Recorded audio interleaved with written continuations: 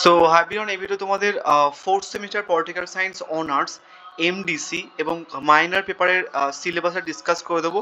তোমাদের সিলেবাসটা কিন্তু চেঞ্জ হয়েছে, রিসেন্টলি চেঞ্জ হলো, বেশি দিন হয়নি, এক সপ্তাহ বা 4-5 দিন হয়েছে। আমি তোমাদের একদম লেটেস্ট সিলেবাসের লেটেস্ট অ্যাকচুয়ালি বাংলা ভার্সনস দিয়ে দেবো। তোমাদের কিন্তু সিলেবাসটা বাংলা ভার্সনটা জানাটা একটুখানি বিশেষ করে দরকার যারা বাংলা ভার্সনে পরীক্ষা দিচ্ছ। তার কারণ তোমার যে সিলেবাসটা থাকবে এবং সেটার যে ওয়ার্ডসগুলো রয়েছে ইংলিশে, সেগুলো যদি বাংলা ভার্সনটা ভালো করে জেনে নাও, তোমরা থার্ড সেমিস্টারে দেখেছো মোটামুটি সিলেবাসটা ভালো করে জেনে নিলে খুব একটা বেশি পড়তে হয় না। আমি তোমাদের হচ্ছে কি 3টে পেপারসেরই দেখবে একদম কম প্রশ্ন দিয়েছি সিলেবাস বেসড করে, মোটামুটি সেগুলোই চলে এসেছে। ইভেন আমি সেক পেপারে আই থিঙ্ক 2টো প্রশ্ন দিয়েছিলাম, 2 থেকে 4টে প্রশ্ন দিয়েছিলাম, তার মধ্যে থেকে চলে এসছে। তো ওই জন্য সিলেবাসটা ভালো করে জানা উচিত। এবং সব থেকে ভাইটাল একটা ব্যাপার সেটা হচ্ছে কি যে এমডিসিদের সিলেবাস, এমডিসিদের সিলেবাস কিন্তু পুরোটাই চেঞ্জ হয়েছে, ঠিক আছে? যাদের কাছে ওল্ড পিডিএফটা রয়েছে তোমরা একটুখানি ভালো করে দেখে নাও, আদারওয়াইজ তোমরা কিন্তু ভুলভাল বই কিনবে। বাজারে অলরেডি ভুল সিলেবাসের উপরে বই বেরিয়ে গেছে। তো সেই কারণের জন্য আমি একটুখানি তাড়াতাড়ি তোমাদের সিলেবাসটা ডিসকাস করে দিচ্ছি, একটুখানি মাথায় রাখো, ভালো করে শোনো যে তোমাদের কোন সিলেবাসটা ছিল আগে এবং কোনটা চেঞ্জ হয়েছে। তোমাদের প্রথমে আমি এমডিসির কথাটায় আসি। অনার্সদের জাস্ট একটুখানি স্লাইটলি চেঞ্জ হয়েছে, অল্প একটু, বাট ওই একটা ভাইটাল চেঞ্জের জন্য, জাস্ট একটা পোর্শন চেঞ্জ হয়েছে, জাস্ট ওই একটা ভাইটাল পোর্শন চেঞ্জের জন্য তোমার কিন্তু একটা পেপার খারাপ, 2টো পেপার খারাপ হয়ে যেতে পারে। তো প্রথমে আমি তোমাদের এমডিসি সিলেবাসটা দেখাই। আচ্ছা, প্রথমে এমডিসি দেখো। এমডিসি হচ্ছে কি যে তোমাদের ওল্ড পিডিএফ এর মধ্যে, যেটা আগে পিডিএফ দিয়েছিল ক্যালকাটা ইউনিভার্সিটি, তার মধ্যে তো এরকমভাবে সিলেবাসটা ছিল যে থার্ড এবং ফোর্থ সেমিস্টারের সিলেবাস। এটা থার্ড সেমিস্টার এমডিসি সিলেবাস, তোমরা সবাই জানো। এবার ফোর্থ সেমিস্টারে 2টো পেপার পড়তে হবে, যেহেতু এমডিসিদের সিসি ফোর্থ থাকবে এবং হচ্ছে কি যে যারা পিওর জেনারেল, অ্যাকচুয়ালি শুধুমাত্র জেনারেল নিয়ে পড়ছো পলিটিক্যাল সায়েন্সে তাদের কথা বলছি।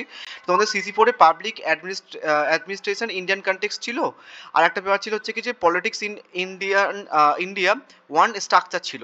এই দুটোই কিন্তু এখন আর নেই, এই দুটো তোমাদের পড়তে হবে না, একদম পুরো চেঞ্জ করে দিতে তোমাদের সিলেবাস। মাইনরদের সিলেবাসটা চেঞ্জ করেছিল কিনা আমি ঠিক জানি না, তোমাদের মাইনরের বলে দিচ্ছি। এবং অনার্সদের একটা আমি তোমাদের বলি, অনার্সদের যে সিলেবাসটা ছিল এই সিসি ফাইভে, এই সিলেবাসটা ছিল, মানে পলিটিক্স ইন ইন্ডিয়া প্রসেস ছিল, এটা এখানেই রাখা আছে, কোনো চেঞ্জ হয়নি এই পোর্শনসটা। সিসি সিক্সে international relations concept and theories, এটা এখানেই আছে, এখানে আর কোনো চেঞ্জ করেনি। শুধু এই দুটো পেপার মানে সিসি 7 এবং সিসি 8, এই দুটো পেপার ইন্টারচেঞ্জ করেছে। মানে এই সিলেবাসটা সিসি 7-এ নেই, এই সিলেবাসটা সিসি 8-এ আছে, মানে ডিএসসি 8-এ আছে, এবং এই সিলেবাসটা ডিএসসি 7-এ দিয়েছে। এই সিলেবাসটা ডিএসসি 7-এ দিয়েছে। আমি তোমাদের প্রপার সিলেবাসটা দেখাচ্ছি, একটুখানি স্ক্রিনশট মেরে নাও। এটা লেটেস্ট সিলেবাস, ঠিক আছে? তোমরা ওয়েবসাইটে গেলেও হচ্ছে কি দেখতে পাবে, এটা কিন্তু লেটেস্ট সিলেবাস। ডিএসসি 5-এর সিলেবাস হচ্ছে কি politics in India process, DSC 6-এর সিলেবাস হচ্ছে কি international relations concept and theories, এবং ডিএসসি 7 হচ্ছে কি যে ইন্ডিয়ান পলিটিক্যাল থট 1, এবং ডিএসসি 8 হচ্ছে কি যে public administrations concept and theories. এই দুটো সিলেবাসটা ইন্টারচেঞ্জ করেছে, মানে ডিএসসি 7টা এখানে দিয়েছে এবং ডিএসসি 8টা এখানে চলে গেছে ওল্ড যে পিডিএফটা আছে তার মধ্যে। বাট এটা কিন্তু একদম লেটেস্ট সিলেবাস, এই সিলেবাস ধরে তোমরা কিন্তু পড়বে। যদি কেউ বাজার থেকে বই কেনো তাহলে কিন্তু এই সিলেবাসের উপরে বই কিনবে, আদারওয়াইজ কিন্তু বাজারে অলরেডি বই বেরিয়ে গেছে, তোমাদের কিন্তু নর্মালি ভুলভাবে বই কিনতে হবে। এবার এইটা হচ্ছে কিন্তু এই দুটো পেপার হচ্ছে কি যে এমডিসিদের, ঠিক আছে? তোমাদের কিন্তু সিলেবাসটা পুরোটাই চেঞ্জ হয়েছে। তোমাদের যে ওল্ড পিডিএফটা দিয়েছিল ক্যালকাটা ইউনিভার্সিটি, ওখানটা যে সিলেবাস দিয়েছিল এমডিসিদের জন্য, ওটা কিন্তু পুরোটাই চেঞ্জ হয়েছে। তোমাদের সিসি 4-এ ইন্ডিয়ান পলিটিক্যাল থট 1 এবং সিসি 5-এ পাবলিক অ্যাডমিনিস্ট্রেশন কনসেপ্ট থিওরি পড়তে হবে। এবং আগে দেখো কি ছিল, সিসি 4-এ হচ্ছে কি যে পাবলিক অ্যাডমিনিস্ট্রেশন ইন্ডিয়ান কনটেক্সট ছিল, এখন কি দিয়েছে? সিসি 4-এ হচ্ছে কি ইন্ডিয়ান পলিটিক্যাল থট 1 দিয়েছে, আগে কি ছিল? পাবলিক অ্যাডমিনিস্ট্রেশন ইন্ডিয়ান কনটেক্সট ছিল সিসি 4-এ, এখন কি দিয়েছে? সিসি 4-এ ইন্ডিয়ান পলিটিক্যাল থট 1 দিয়েছে। সিসি 5-এ এখন কি আছে? Public administration concept and theories. আগে কি ছিল? আগে হচ্ছে কি যে সিসি 5 দিয়েছিল হচ্ছে কি যে পলিটিক্স ইন ইন্ডিয়া স্ট্রাকচার ছিল। তো তোমরা কিন্তু ভুলভাল বই কিনবে না, যদি কেউ এখন থেকে বই কেনো ভুলভাল বই কিনবে না, সিলেবাস কিন্তু অত্যন্ত চেঞ্জ হয়েছে। এবং যারা মাইনরে আছো, এটা হচ্ছে কি এমডিসি মাইনর, মানে যাদের এমডিসি আছে তোমাদের একটা তো মাইনর পেপার পড়তে হবে, প্লাস যারা অনার্স আছে তাদেরও কিন্তু একটা মাইনর পেপার পড়তে হবে। তো ওই মাইনর পেপারের সিলেবাস হচ্ছে কি যে কনস্টিটিউশনাল গভর্নমেন্ট ইন ইন্ডিয়া, ঠিক আছে এটা। এবং তোমরা হচ্ছে কি যে আমি একদম সম্পূর্ণ সিলেবাসটাকে বাংলাতে ট্রান্সলেট করে দিয়েছি, পরীক্ষাতে যেমন ওয়ার্ড তুলে প্রশ্ন আসবে, মানে ধরো পলিটিক্যাল মানে ইংলিশের একটা মানে আলাদা, এবং পলিটিক্যাল সায়েন্সেরও কিছু কিছু ল্যাঙ্গুয়েজ আছে, সেগুলোর পলিটিক্যাল সায়েন্সের ল্যাঙ্গুয়েজে বলা হয়, সেই পার্টিকুলার ল্যাঙ্গুয়েজ তোমরা কিন্তু না জানলে পরীক্ষা দিতে সমস্যা হবে, বুঝে গেছে? তো আমি তোমাদের পার্টিকুলারলি সেই ল্যাঙ্গুয়েজে মোটামুটি বলে দিচ্ছি। এটা হচ্ছে কি সিসি 5 ডিএসসি 5-এর সিলেবাস।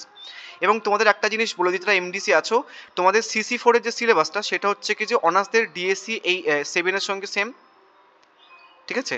এমডিসিদের CC4 এবং অনার্সদের ডিএসসি 7 এর সঙ্গে সেম, এবং এমডিসিদের CC5 অনার্সদের ডিএসসি 8 এর সঙ্গে সেম, বুঝা গেছে, একই এই দুটো।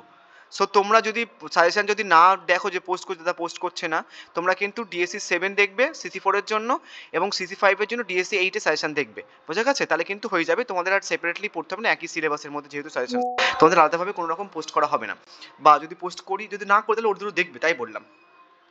এবার চলো হচ্ছে কি সিলেবাসটা ভালো করে দেখে নাও। তোমাদের ডিএসসি 5 এর সিলেবাসটা হচ্ছে কি যে পলিটিক্স ইন ইন্ডিয়া 2, প্রসেস আছে, মানে পার্ট 2 অ্যাকচুয়ালি, ভারতীয় রাজনীতি পার্ট 2 প্রক্রিয়া, ঠিক আছে, প্রসেস আছে। তো এখানটায় হচ্ছে কি ইংলিশে রাখা আছে, ঠিক আছে, রোল অফ রিলিজিয়ান্স, ল্যাঙ্গুয়েজ এইসব রয়েছে, আমি তোমাদের বাংলাতে বলে দিচ্ছি একটুখানি। মডিউল 1 রয়েছে ধর্ম এবং ভাষার ভূমিকা, মানে হচ্ছে কি কার উপরে ভাষার ভূমিকা, ভারতীয় রাজনীতিতে ধর্ম এবং ভাষার ভূমিকা, এরকম ধরনের প্রশ্ন আসবে কিন্তু, যে ভারতীয় রাজনীতিতে ধর্ম এবং ভাষার ভূমিকাটা আলোচনা করো। বা জাতি উপজাতি এবং জাতিসত্তার ভূমিকা, তাহলে ভারতের রাজনীতিতে জাতি উপজাতি এবং জাতিসত্তার ভূমিকা আলোচনা করে, এভাবে দেবে। ভারতের রাজনীতিতে আঞ্চলিকতা এবং উপ আঞ্চলিকতার মধ্যে সম্পর্ক বা এর মধ্যে যে আলোচনা করো, এদের মানে এফেক্টস আলোচনা করো, ঠিক আছে, ভারতের রাজনীতিতে আঞ্চলিকতা এবং উপ আঞ্চলিকতার ব্যাপারটা, বুঝা গেছে। এবং মডিউল টু হচ্ছে কি ভারতীয় রাজনীতিতে কৃষি আন্দোলন, শিল্প কারখানা, শ্রমিক আন্দোলনের উপর প্রভাব আলোচনা করো, বা দলিত আন্দোলন ভারতের রাজনীতির উপরে, বা নারীদের আন্দোলন, বা লিঙ্গ ভিত্তিক সংগ্রাম ভারতের রাজনীতির উপর যে কী প্রভাব ফেলে দেন সেগুলো দিতে পারে তোমাদের। পরিবেশ আন্দোলন, মানে ভারতের রাজনীতিতে পরিবেশ আন্দোলনের প্রভাব, বা নাগরিক অধিকারের আন্দোলনের উপর আন্দোলনে রাজনীতিতে এই আন্দোলনের প্রভাব, ঠিক আছে। তো এরকম ধরনের সিলেবাস তোমরা কিন্তু মাথায় রাখবে যে কেমন ধরনের প্রশ্ন আসবে এবং কেমন ধরনের প্রশ্ন আসবে না, ঠিক আছে। এবং তোমাদের কোশ্চেন প্যাটার্নটা বলে দিই, তোমাদের একদম এর আগের বারে তোমাদের থার্ড সেমিস্টারে যেমনভাবে কোশ্চেন পেপার ছিল, যে 5টা 5 মার্কসের প্রশ্ন আসবে, ঠিক আছে, 5টা 5 মার্কসের প্রশ্ন আসবে, যেগুলো 3টে করতে হবে। মডিউল 1 থেকে হচ্ছে কি দুটো 10 মার্কসের দেবে, একটা 10 মার্কসের করতে হচ্ছে।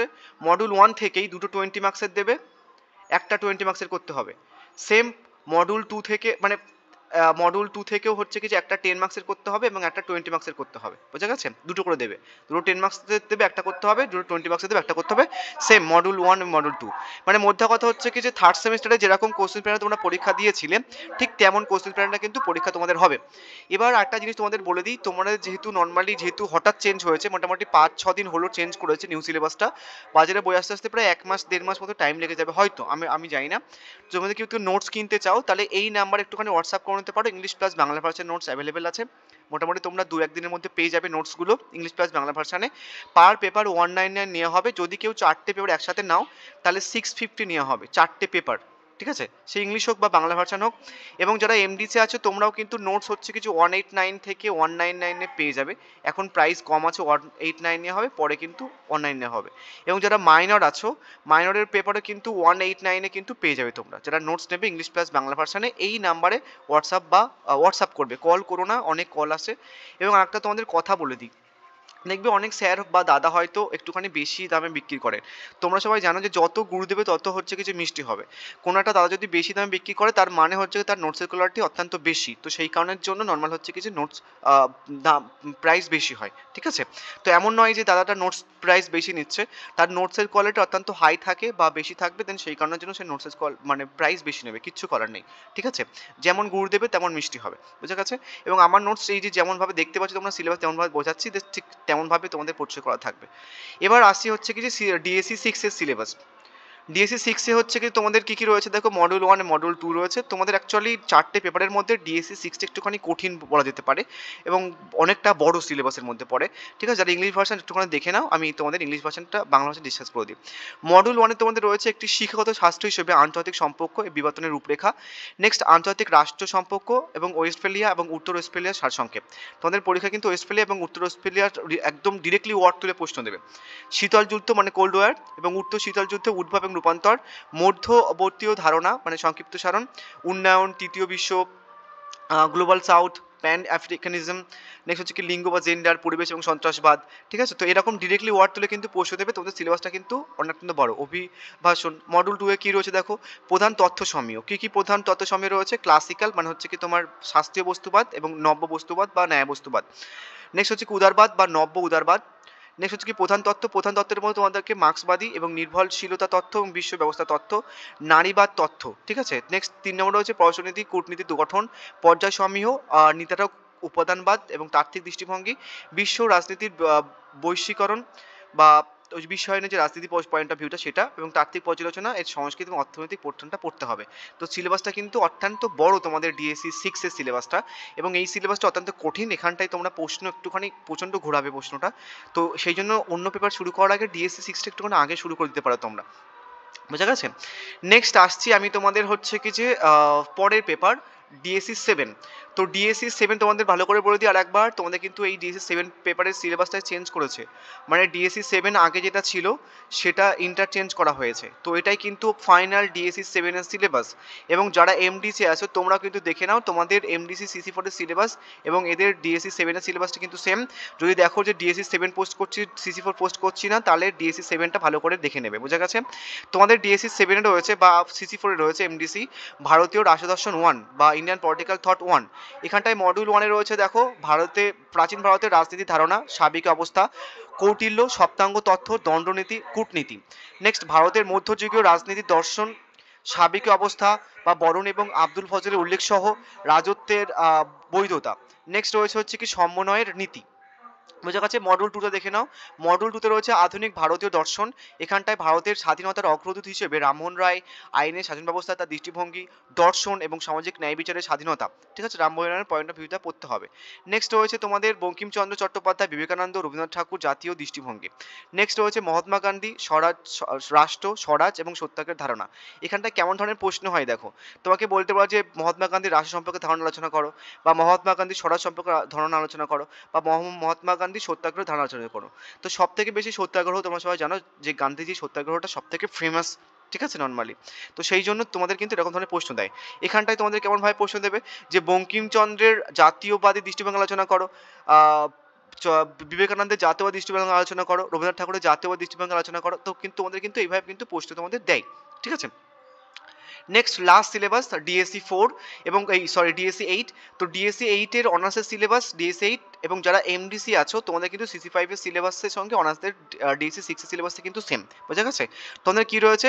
জনপ্রশাসন, ধারণা ও তত্ত্ব, ঠিক আছে? Public administration concept and theories রয়েছে। তো এখানটায় মডিউল 1 কি পড়তে হবে দেখো, জনপ্রশাসনের প্রকৃতি, পরিধি, বিবর্তন, সরকারি এবং বেসরকারি প্রশাসন, সমাজতান্ত্রিক ব্যবস্থাপনার নীতিসমূহ। নেক্সট রয়েছে জনপ্রশাসনের শৃঙ্খলা, প্রতিক্রিয়া, নতুন জনপ্রশাসন, তুলনামূলক সরকারি প্রশাসন এবং প্রশাসনের উন্নয়ন এবং ভারতীয় প্রসঙ্গ। এবার তোমাকে এখানটায় কেমনভাবে প্রশ্ন দিতে পারে দেখো, নতুন জনপ্রশাসন সম্পর্কে আলোচনা করো, বা নতুন জনপ্রশাসনের শৃঙ্খলা এবং প্রক্রিয়া আলোচনা করো, তুলনামূলক জনপ্রশাসনের শৃঙ্খলা এবং প্রক্রিয়া আলোচনা করো। এভাবে কিন্তু প্রশ্ন দেয়। এবং তোমাদের কিন্তু এই সিলেবাসটা সহজ, মানে পরীক্ষাতে প্রশ্ন সহজই দেবে, বাট সিলেবাসটা কিন্তু অত্যন্ত বড়, একটুখানি বেশি পড়তে হবে এই লাস্ট যে ডিএসসি 8 এর সিলেবাসটা। এখানে দেখো প্রশাসনের ধারণা, মানে ক্রমোচ্চ স্তর বিন্যাস, আদর্শের ঐক্য, নিয়ন্ত্রণের পরিধি, কর্তৃপক্ষ, কেন্দ্রীকরণ, বিকেন্দ্রীকরণ, প্রতিনিধি, কার্যকর ও কর্মীবৃন্দ। তো তোমাদের বলতে পারে যে কার্যকর ও কর্মীবৃন্দ সম্পর্কে আলোচনা করো, আদর্শের ঐক্যের সম্পর্কে আলোচনা করো, নিয়ন্ত্রণের পরিধি সম্পর্কে আলোচনা করো, কর্তৃত্বপক্ষ সম্পর্কে আলোচনা করো। এভাবে কিন্তু প্রশ্ন তোমাদের দেবে। নেক্সট হচ্ছে বিশ্বায়ন, উদারীকরণ এবং বেসরকারীকরণের যুগে সরকারি প্রশাসন, 1990 দশক থেকে বিবর্তন এবং মূল বৈশিষ্ট্য। তোমাকে বলতে পারে যে উদারীকরণ বা বিশ্বায়ন 1990 পর থেকে যে বিবর্তন হয়েছে তার মূল বৈশিষ্ট্য আলোচনা করে, এভাবে কিন্তু প্রশ্ন দেয়। নেক্সট মডিউল 2 কে রয়েছে দেখো, আমলাতন্ত্র। আমলাতন্ত্র মানে হচ্ছে কি তোমাদের মার্ক্সবাদ এবং ওয়েবারের মতবাদ তোমাকে পড়তে হবে এখানটায়। নেক্সট হচ্ছে কি জনপ্রশাসনের পরিবেশগত দৃষ্টিভঙ্গি, একটি মডেল পড়তে হবে তোমাকে জনপ্রশাসন রিলেটেড। নেক্সট 7 রয়েছে প্রশাসনিক প্রতিক্রিয়া, সিদ্ধান্ত গ্রহণ, যোগাযোগ নিয়ন্ত্রণ, নেতৃত্ব, সমন্বয় এবং জবাবদিহিতা। তো তোমাদের কিন্তু সিদ্ধান্ত গ্রহণ সম্পর্কে আলোচনা করো, যোগাযোগ ও নিয়ন্ত্রণ সম্পর্কে আলোচনা করো, নেতৃত্বের প্রভাব লেখো প্রশাসন প্রক্রিয়ায়, বা সমন্বয়ের প্রভাব লেখো প্রশাসন প্রক্রিয়ায়। এভাবে কিন্তু তোমাদের প্রশ্ন দেয় পরীক্ষাতে। লাস্ট টপিক জননীতি। পাবলিক পলিসি মানে হচ্ছে কি যে জননীতি। এখানে তোমাকে কি কি পড়তে হবে দেখো, প্রতিষ্ঠান সমূহ মানে জননীতি যারা ডিসাইড করেন, মানে পাবলিক পলিসি যারা মেক করেন, তাদের কোন কোন ইনস্টিটিউশনে তোমাদের পাবলিক পলিসিটা মেক করা হয়, দেন সেগুলো, এবং কারা পাবলিক পলিসি তৈরি করেন তাদের অংশগ্রহণকারীরা, সেই কথা বলা হচ্ছে। নীতি প্রণয়ন, মানে নীতি প্রণয়ন মানে যে পলিসিগুলো তৈরি করা হচ্ছে সেই তথ্য এবং তার মডেল, মানে কি মডেলে পাবলিক পলিসিটা তৈরি করা হয় সেই মডেলটা ডিসকাস করতে বলা হয়েছে। নীতি বাস্তবায়ন, যে পলিসিটা করা হয় সেই পলিসিটা হচ্ছে কি কিভাবে ইমপ্লিমেন্ট করা হয়, দেন সেই পয়েন্ট অফ ভিউ তোমাদের কিন্তু পড়তে হবে, বুঝে গেছে? সমস্ত সিলেবাস ভালো করে বুঝিয়ে দিলাম এমডিসি এবং হচ্ছে কিছু অনার্সদের, এবং তোমরা কিন্তু নোটস 2-3 দিনের মধ্যে পেয়ে যাবে। যারা নেবে এই নাম্বারে হোয়াটসঅ্যাপ বা কল করতে পারো, ইংলিশ প্লাস বাংলা ভাষার নোটস কিন্তু অ্যাভেলেবেল আছে। So thank you.